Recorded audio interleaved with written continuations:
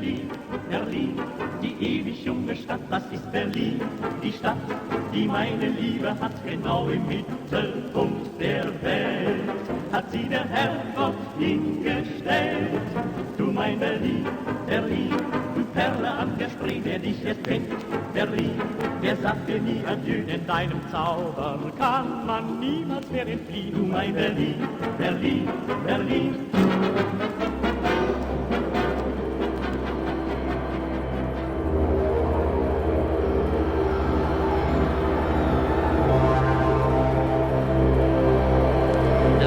Into our programs for the second time tonight, this time with some splendid news from Moscow. Berlin has fallen. Marshal Stalin has just announced the complete capture of the capital of Germany, the center of German imperialism, and the cradle of German aggression. The Berlin garrison laid down their arms this afternoon. More than 70,000 prisoners have been rounded up so far today.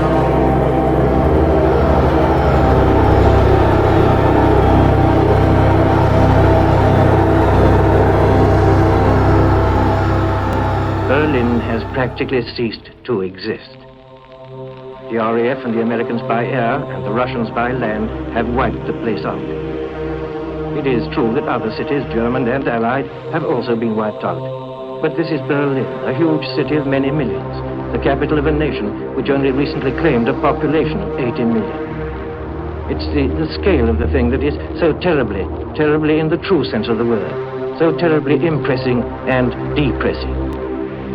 Mile upon mile of unending ruin, devastation, and, as the cleared rubble will one day prove, of death. How many people perished in the bombing and fighting will probably never be known, but it must run into many, many thousands. And what about those who remain, you may ask?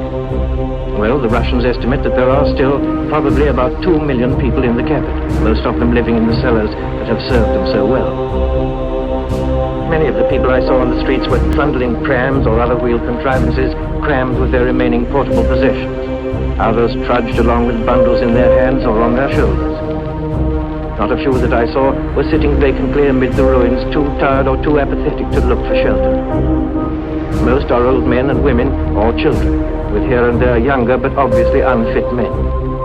The rest of the young men had been scooped up as cannon fodder, and now they lie in their graves or are bed in hospital or are behind barbed wire.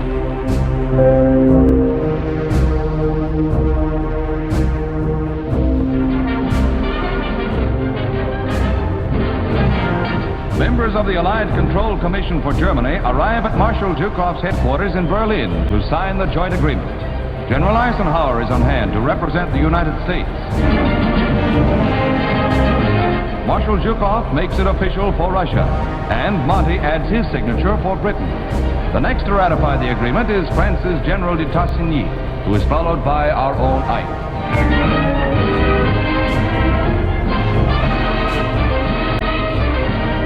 Official British pictures of the men who will control the post-war destiny of Germany.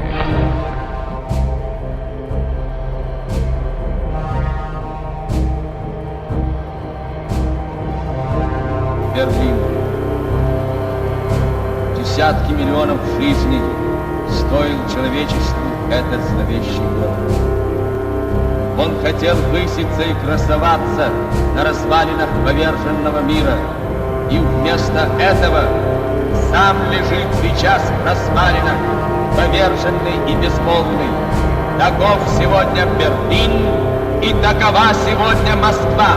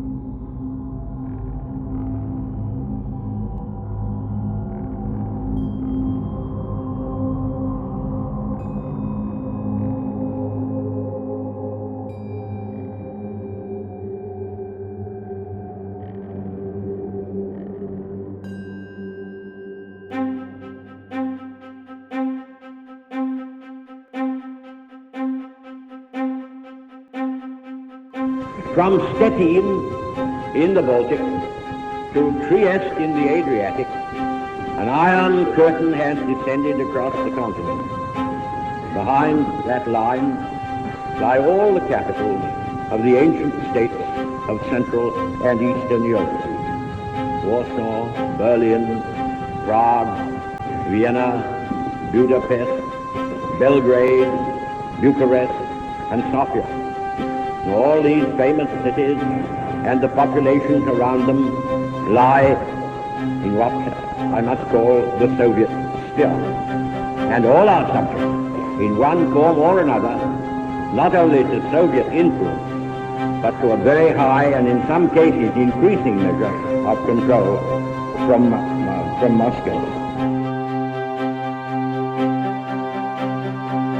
An attempt is being made by the Russians in Berlin to build up a quasi-communist party in their zone of occupied Germany by showing special favors to groups of left-wing German leaders. If now the Soviet government tries by separate action to build up a pro-communist Germany in their areas, this will cause new serious difficulties in the American and British zone and will give the defeated Germans the power of putting themselves up to work between the Soviets and the Western democracies.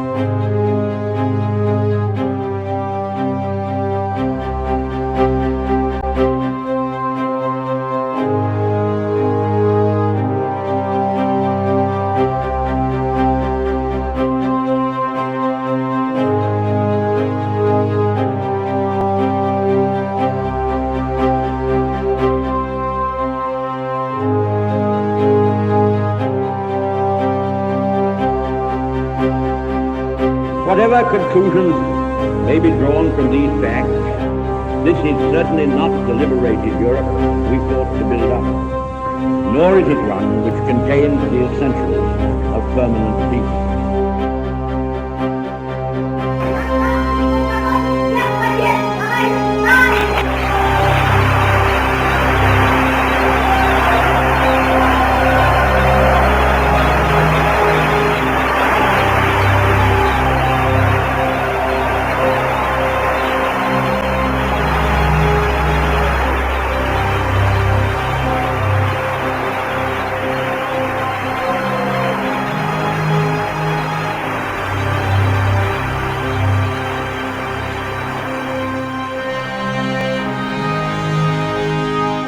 Endless cars of vitally needed coal are stalled by the Russian blockade of Berlin.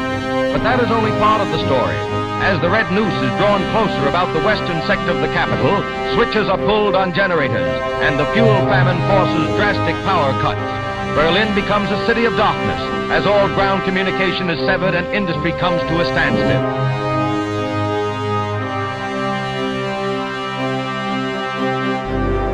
Wollen wir Berliner hier kein Tauschobjekt sein?